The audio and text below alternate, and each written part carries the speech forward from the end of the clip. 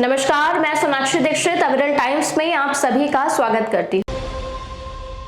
Bharatiya Janata party Bhajpa संसदीय board की एक महत्वपूर्ण बैठक गुरुवार को होगी। बैठक में मध्य प्रदेश, छत्तीसगढ़ और राजस्थान के नए मुख्यमंत्रियों पर फैसला होने की संभावना है। भाजपा पार्टी द्वारा 3 दिसंबर को हिंदी पट्टी के 3 राज्यों में विधानसभा चुनाव जीतने के कुछ दिनों बाद भाजपा की उच्च स्तरीय बैठक होगी। इन तीनों राज्यों से कुल मिलाकर 65 सांसद लोकसभा आते हैं।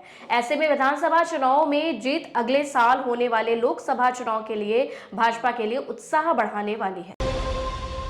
पाकिस्तान के कराची में एक और लश्कर आतंकी हंजला अदनान की हत्या करने की खबर है। हंजला पर रविवार की रात हमला हुआ था। अज्ञात हमलावरों ने उस पर 4 गोलियां चलाई थी। हमले के बाद पाकिस्तानी आर्मी गुपचुप तरीके से हंजला को अस्पताल ले गई, जहां 5 दिसंबर को उसकी मौत हो गई। अदनान 2015 में जम्मू कश्मीर के उधमपुर में बीएसएफ काफिले पर हमले का मास्टरमाइंड था। इस हमले में 2 जवान शहीद हुए थे, जबकि 13 घायल हुए थे। इसके अलावा हंजला ने अगले ही साल 2016 में पंपोर में सीआरपीएफ के काफिले पर भी हमला करवाया था, जिसमें 8 जवान शहीद हो गए थे। वहीं पुलवामा हमले को अंजाम देने में भी हंजला ने अहम भूमिका निभाई थी। वह 26 नवंबर मुंबई हमले के मास्टरमाइंड हाफिज सईद का करीबी माना जाता है। सुरक्षा बलों ने जम्मू कश्मीर के राजौरी में आतंकियों के 2 सहकारियों को गिरफ्तार करने में सफलता पाई है। पकड़े गए इन आतंकियों के कब्जे से सुरक्षा बलों ने भारी मात्रा में गोला बारूद भी बरामद किया है। इस बारे में जानकारी देते हुए अधिकारियों ने बताया कि गिरफ्तार किए गए मददगारों के पास से गोला बारूद, बंदूकें और कई तरीके के आपत्तिजनक कागजात भी बरामद किए गए हैं। पुलिस ने बताया कि पकड़े गए लोगों की पहचान मोहम्मद नजीर और फारूक अहमद के तौर पर हुई है। यह दोनों ही राजौरी सीजन के रहने वाले हैं। Union ministry of electronics and information technology ने 100 से ज्यादा वेबसाइट को ब्लॉक कर दिया है।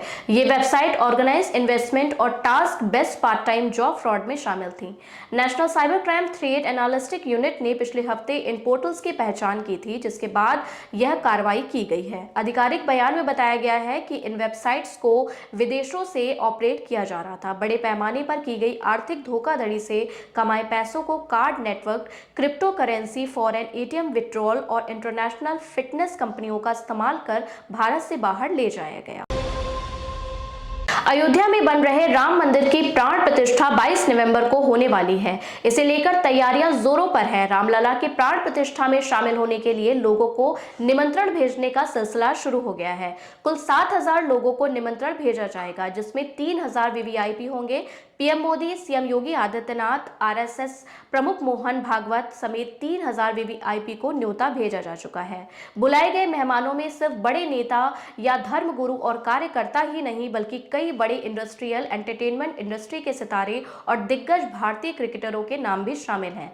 इस लिस्ट में क्रिकेटर्स सचिन तेंदुलकर, विराट कोहली, अभिनेता अमिताभ बच्चन, अक्षय कुमार, कंगना रनौत का नाम भी है। देश के सबसे बड़े उद्योगपति रतन टाटा, मुकेश अंबानी और गौतम अडानी को भी न्योता दिया गया है। इसके अलावा देश भर में 4000 साधु संतों को बुलाया जा रहा है।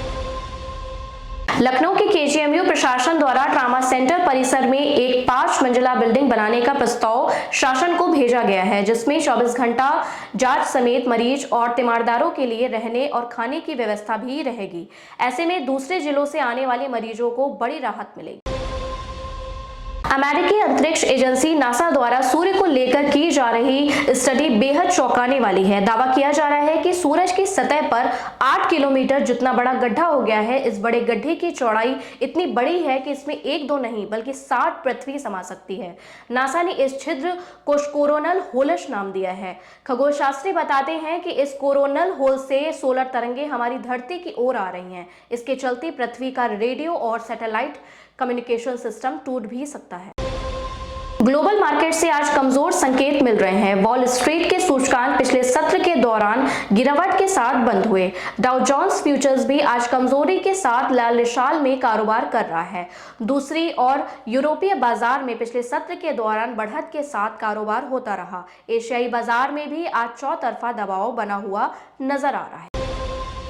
ताजा रिपोर्ट्स के मुताबिक व्हाट्सएप पर यूजर के लिए एक नया फीचर लाया जा रहा है। एक नए विकल्प के जरिए अब व्हाट्सएप स्टेटस में शेयर किए गए फोटो और वीडियो की क्वालिटी HD रखी जा सकेंगी। व्हाट्सएप पर स्टेटस शेयर करते समय फोटो वीडियो की खराब क्वालिटी व्हाट्सएप यूजर्स के लिए एक बड़ी समस्या है। इस समस्या को लेकर व्हाट्सएप यूजर कई बार कंपनी से गुहार लगा चुके हैं।